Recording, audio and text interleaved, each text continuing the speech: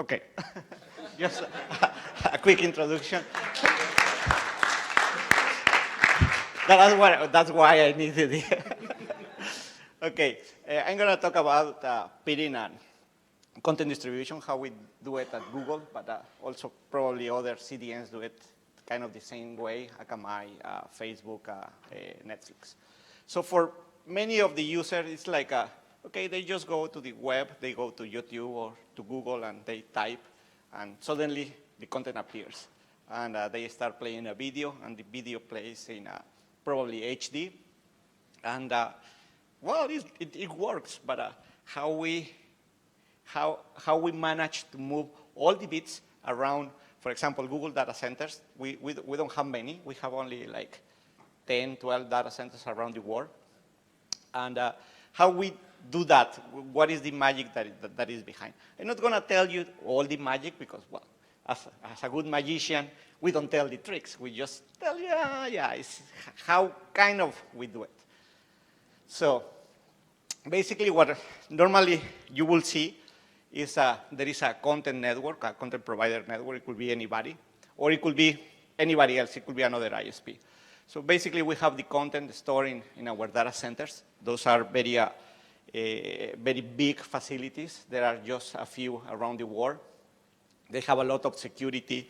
They need like to be in places where energy is cheap.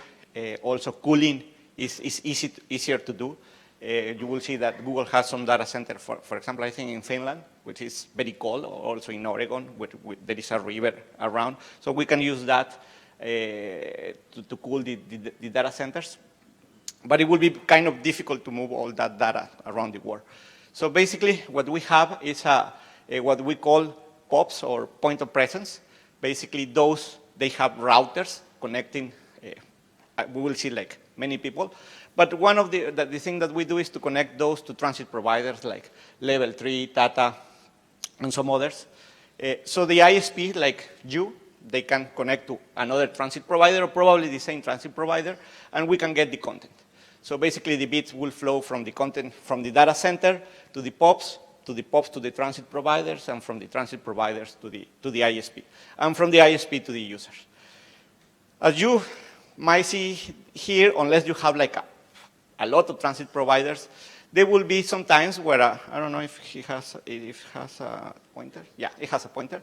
For example, in this case, this transit provider is common to this ISP. Well, let's use this case. This transit provider is common to the ISP and the content network, so the bits basically flow like this.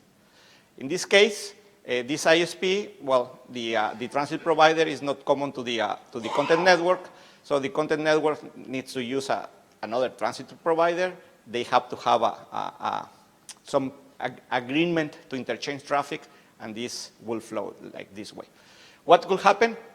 Maybe they have a very good bandwidth here. They can have a very good bandwidth here, but the bandwidth here is very congested, and then you will have a problem. Even though that they do all what they can do to deliver the bits properly, if these two, they are like fighting each other, which normally happens. It happened to some content providers in the past. You might have a problem. Also, well, normally this connection, it could be a bit expensive sometimes. So what we can do, well, basically, instead of using a third party, we can connect directly, and this connection is called basically peering. And it could be private when you have a like router to router, basically, or it could be public when it's in an internet change point. So it's public because there is a public facility, is a LAN switch there where you both connect. So basically, that's part of the magic. As I said, peering is the interconnection between two networks. It's public when it's done in an internet change point. This is the case for a CDN.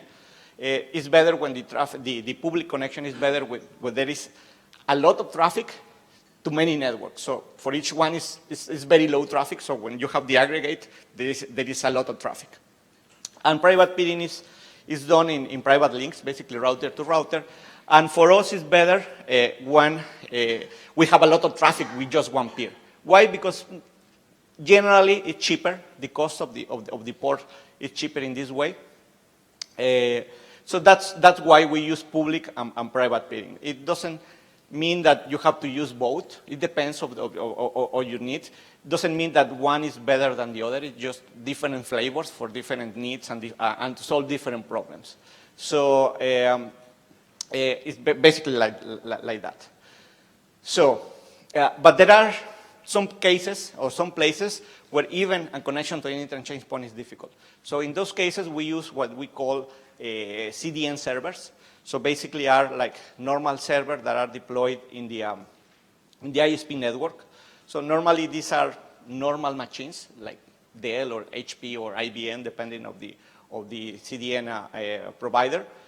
And those are delivered or they are distributed around the ISP network, and they deliver the traffic locally. So instead of getting the traffic from the data center, then going to the content network or going to transit, and then to the user, it goes directly from the CDN. Obviously, the CDN is content that is changing. In the case of Google, for example, we have YouTube. So YouTube is changing constantly. Every minute it's changing. So we need some way to fill these caches. So basically, we use a peering connection, or we use a transit connection, depending on the agreement that we have with the ISP. So the CDN or the CDN servers, they are not like a mutual exclusive from peering. So normally they work together because some part of the traffic, the static content, you deliver that static content locally, and the dynamic content like search and the cache fill or the content to fill the caches, well, is delivered by a peering or a transit connection. As I said, normally are standard servers. The CDN provides the servers, and the ISP provides the space, powers, and what we call remote hands, basically installing the servers. If they have a problem, disconnect the server, reset the servers, and some other local work that they need to be done. So we believe that this is a very cost-effective solution for both the CDN and the ISP, basically because we deliver the bits more economically. The cost is much lower, and the efficiency is much higher because instead of the bits traveling all around the world and reaching the ISP network and then the user, the bits are directly in the ISP network. So the quality, the performance is much higher, and the cost is much lower. So we believe it's a very good deal for both. So there are two, as I said, there are two types of context. This is the case of Google, for example. We have dynamic content that is basically search, Gmail, Google Drive, Photos, and other content that is dynamic, is changing. And also, we, as Google, we don't store any user data into the caches. So you have photographs, for example. Those photographs, they are not in the caches. They are always in the Google network. So in the caches, there is all the static content. YouTube, Google Maps, for example, Google Earth, all the software or the application in the Android Play Store are there. And so many images that are static, the doodles, for example, the logo of Google that changes once in a while, that are stored there. And some other information data that is not private to the user. It's just code, for example, JavaScript and HTML and some other stuff. So this is how it works in some way. So this is the network that we talk about. So we have the data centers, we have the POPs, we have the transit connection, we have an ISP, and we have the caches. And we have peering, and we have the user. So this is, in general, this will be like the normal setup. It could be something that is independent of the ISP. It could be something that is not there. For example, it could be that maybe there is not a peering connection and it's only transit. It could be that the ISP only have a peering connection and they don't have caches. So it depends. So it changes, but this is like a normal scenario where you have your transit, your peering, and your caches. So when a user requests content, for example, if they do a search in Google, well, we will serve the content from the POP to the pitting, you go to the ISP, and they will go to the user. If they are requesting, for example, a YouTube a YouTube video, if the video is already in the cache will serve the video directly to the user. If the cache doesn't have the content, it will go from the Google POPs or the Google data center if it's not even here, because in the POPs, what we have is like the front-end machines that talk to the users. The users never talk to a machine in a data center. They just talk to machines that are here, and this machine proxy that connection to the data center.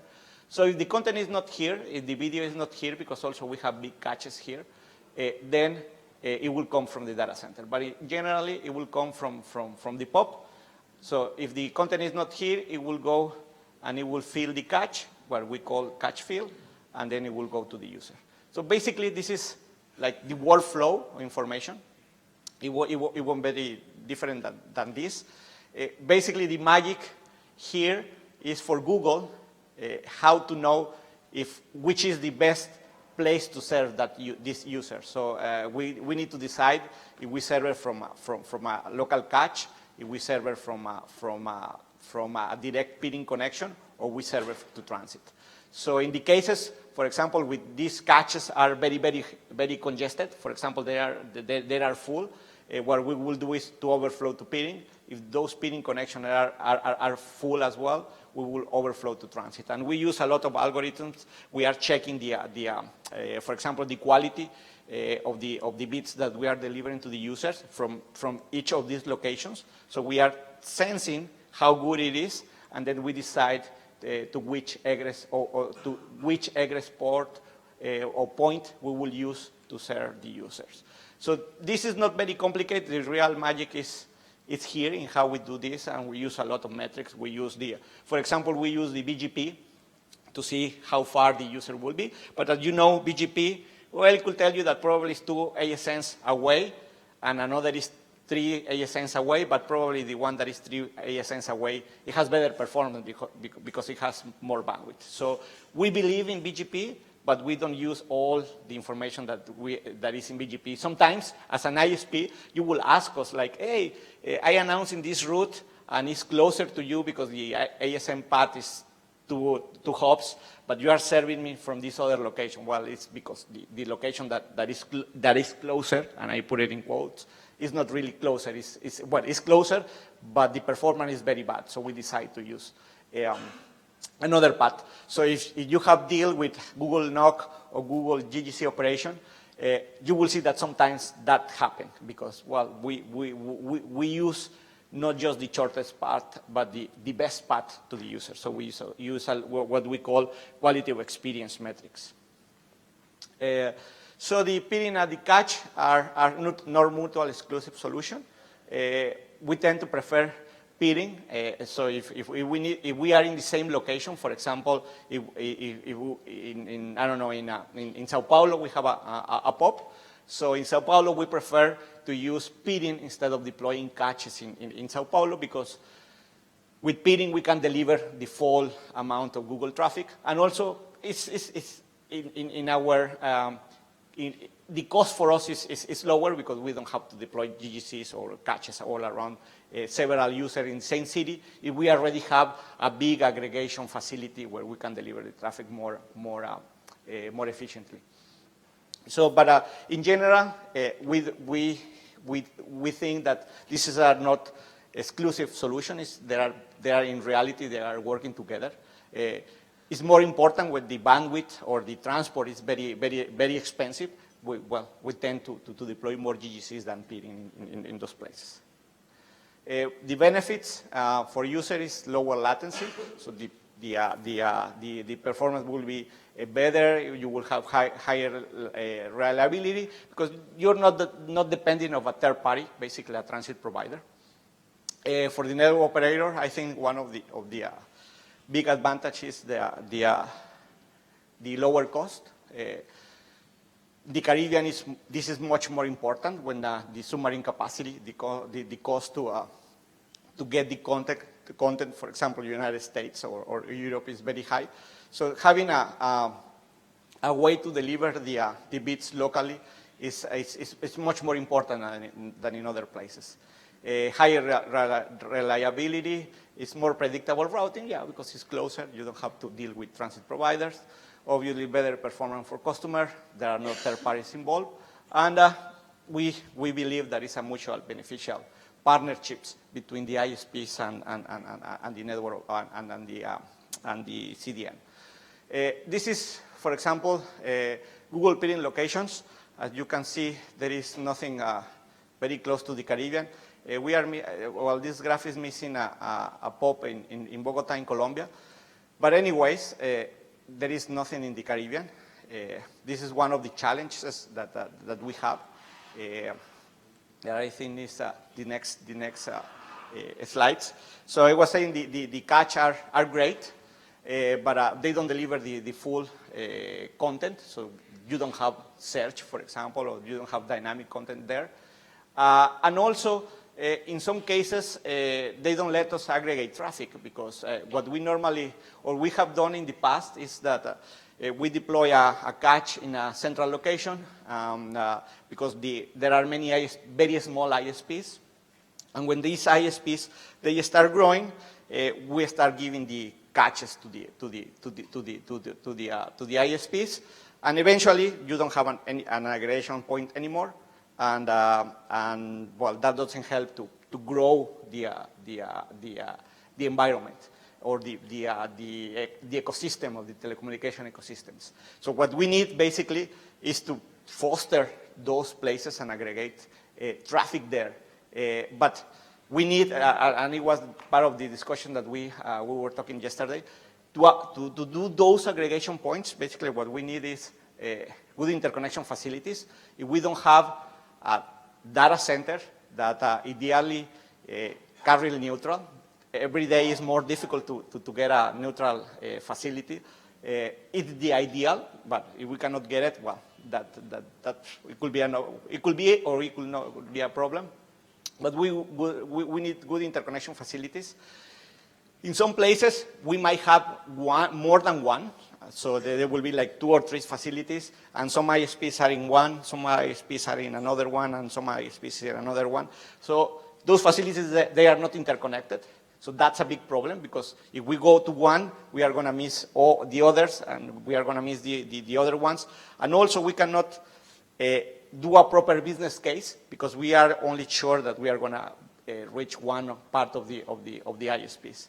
So when we have different facilities in the same city, in the same place, and not everybody's in all the facilities, it will be good if those facilities, they have any interconnection agreement. That is what we do in other big cities like London, for example, that you can be hosted in any place, and basically what you do is like a remote cross connection that is a bit more expensive than a normal cross connection, but you can peer with an ISP that is in another building, in another part of the city. So that's another thing that we need, that is that cheap transport between interconnection facilities and also between ISPs and the facility. We have now, for example, problems in Mexico where we have a POP, but the transport is very expensive still in Mexico. Mexico still is a weird country because it's very large. We have a lot of traffic there, but there is a big ISP there, so that also owns transport and a lot of connections. So it's a bit difficult, so we want to change that, but we sometimes find that even if we have a POP, there are like a weird economical or economic anomalies where probably it's cheaper to buy transit because the transit provider, well, they own the fiber, whatever, and it's cheaper to buy transit than transport in some places in Mexico, and probably in the Caribbean and some other places it's the same. So we need cheap transport and interconnection facilities. Cheap. Yeah, cheap transport, yeah, because it's, yeah. This is not for Google, this is for everybody. So if we want really to have like a good peering, a good interconnection environment, we need all this. It's not just for Google. And also we need cheap internet exchange ports. We were talking about in another event, one ISP, one internet exchange point asked me, why Google is, when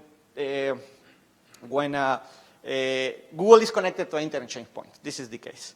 So he was asking like, why when an ISP reach certain amount of traffic, they go away from the internet exchange point. And as an internet exchange point, it was a fair question. And he was worried that like, or he was thinking like Google was playing not very nice, taking users or taking ISPs out of the internet exchange point. And what we told them, or what I told him is like, well, he's asking me to have a port, a direct port with me, or he's asking me to have to host a GGC because of the cost of the internet exchange point for him is very expensive. So it's not me, Google, it's the ISP that because the transport is very expensive, because the internet exchange port is very expensive, he's moving away from the internet exchange port, asking for a private peering connection or asking to host a cache. So that's why I said that this is very, very, very important. Obviously, for internet exchange, internet exchange facilities is very important to have this, because otherwise we will need to keep deploying infrastructure directly in the ISPs. And this is, and I was very honest, for Google it's better to aggregate traffic than instead of standing like a lot of caches around. I prefer to have like a big peering facility than having like many local GGCs, for example.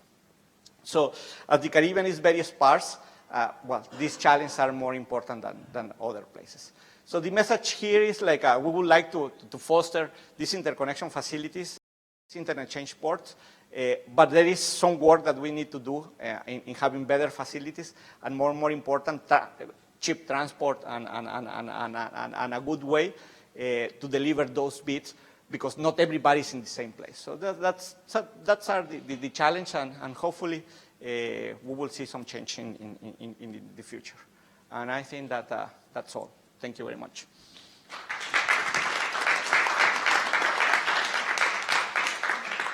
Take some questions. Yep. Any questions for Arturo?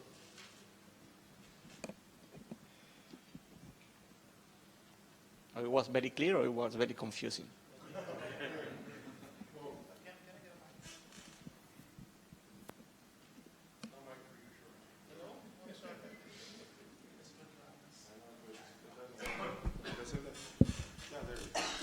Okay, just a question, Arturo.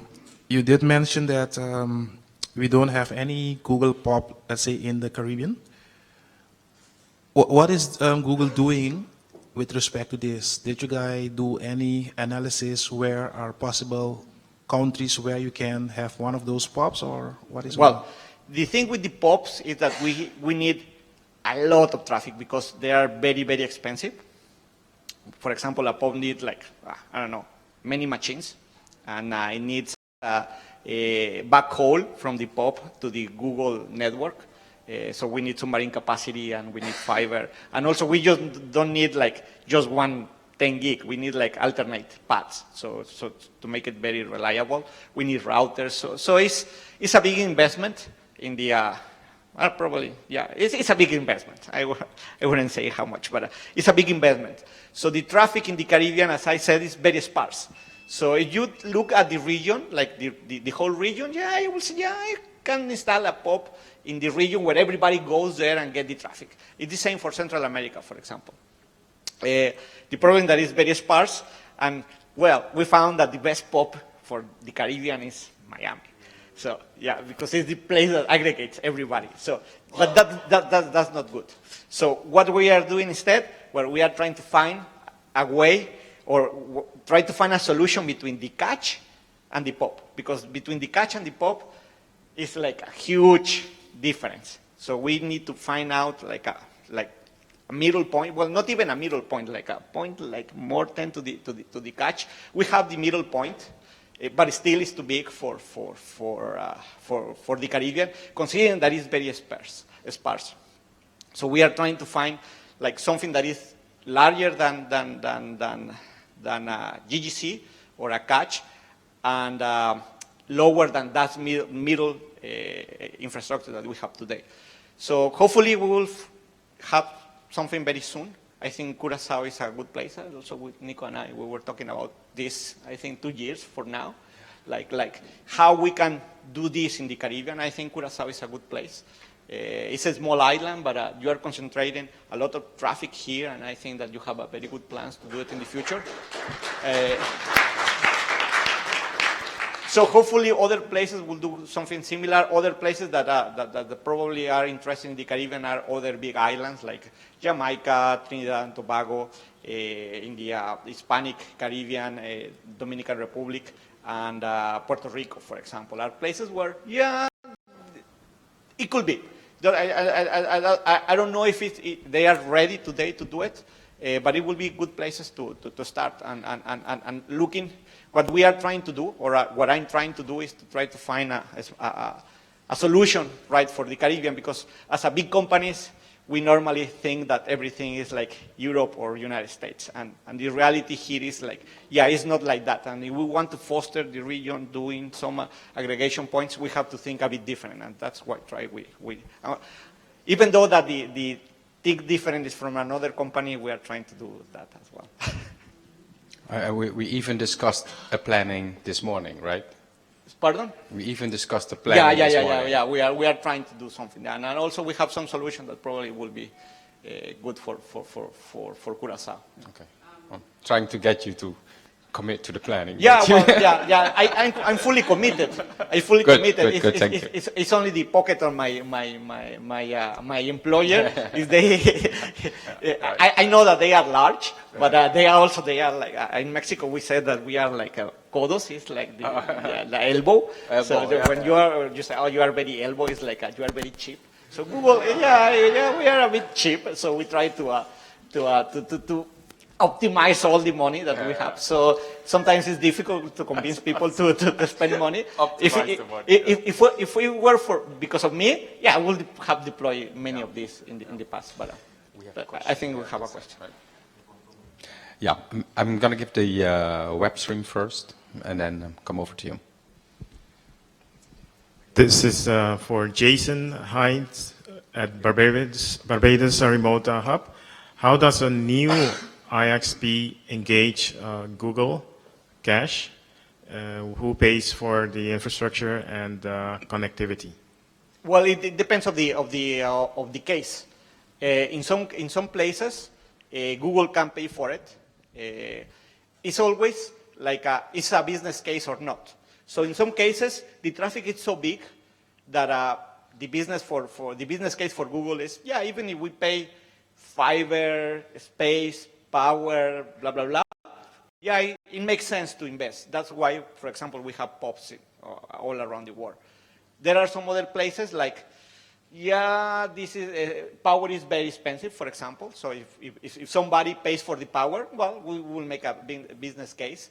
If somebody pays for the catch field, for example, for the transit to fill the catch, it will make a case. In some cases, if we have to pay for space, power, transit, because the traffic is so little, yeah, it doesn't make sense for Google. Why? Because it's cheaper to just throw it to the internet and reach the destination. Obviously, for the local entity, yeah, that's much more expensive than for Google. So if they sponsor, for example, the space and power, if they sponsor the transit, they will make a case for us to do a business. Basically, is that why the GGC exists, because there is a case for Google to invest in hardware. For example, we pay for the hardware and the operation of that hardware, and the ISP pays for the transit and the collocation. So in those cases, we can make a case and decide that it's better to deliver the traffic using the cache or deploying a cache in an internet change point. So we have to take in account all that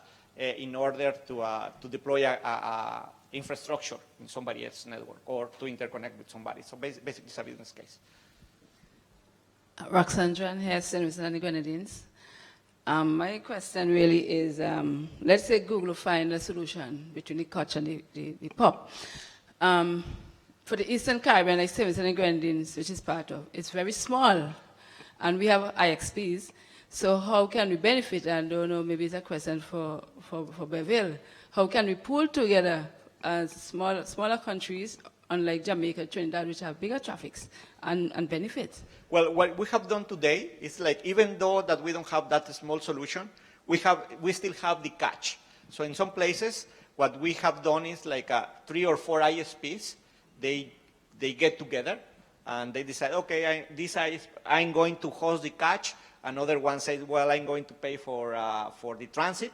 And another says, well, I do the remote hands. So between those 3, they share the cost to have the catch, so we can have more traffic, and then we can justify the investment in hardware. So even though we don't have that solution yet, we do that, like going to very small places. In fact, Curaçao Internet Exchange Point, it was like that, or it is like that still, like the Dominica and some other places.